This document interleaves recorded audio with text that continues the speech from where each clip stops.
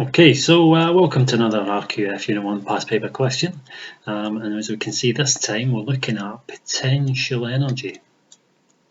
Okay, got a question. A hammer with a mass of 3 kilograms is raised to a height of 4.5 meters from the ground. Now it might be handy for us to draw what we call a little free body diagram here.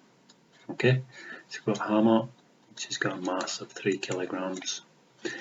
It's going to drop a distance onto the ground or another object of 4.5 meters. Okay, so first of all, I'm going to calculate the potential energy of the hammer. Alright, now if you have a look at your formula sheets, you'll see that potential energy is equal to mass times gravity times height.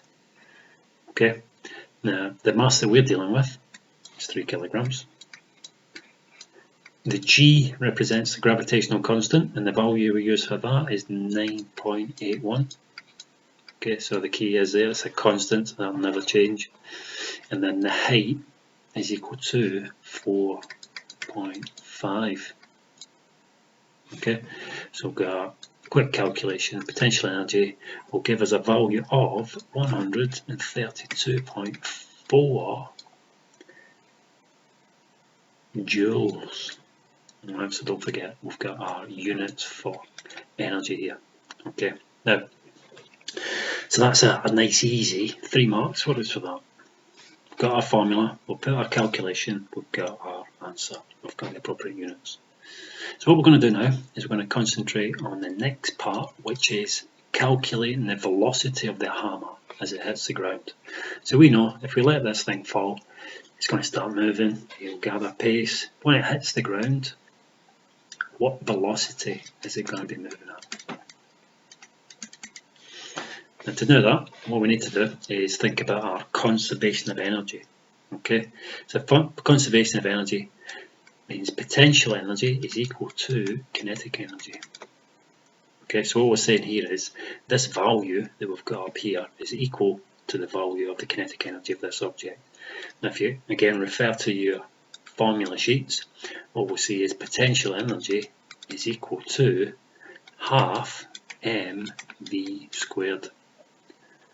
Okay, so what we're going to do now is we're going to lay this out. We're looking for v, so we're going to have to rearrange this formula, substituting and putting things in place that'll allow us to find out what v is.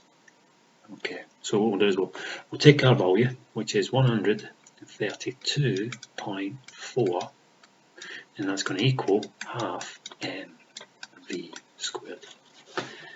Okay, so to rearrange this, what we're going to do, we've got squared here, we're going to square root both sides. Okay, and that'll cancel there.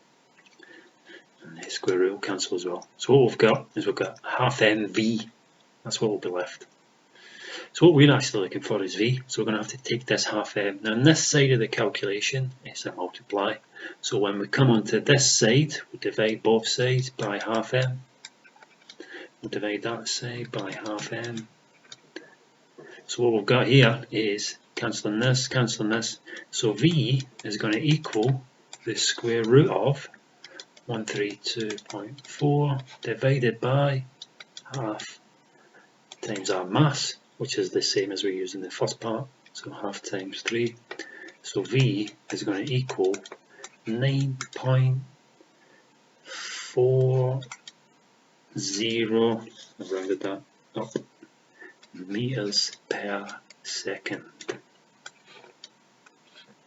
Okay, so if we've got this, laying it out, we've got 3 marks up here, we've got our formulas, we've got our values, we've got our final answer, we've got our units.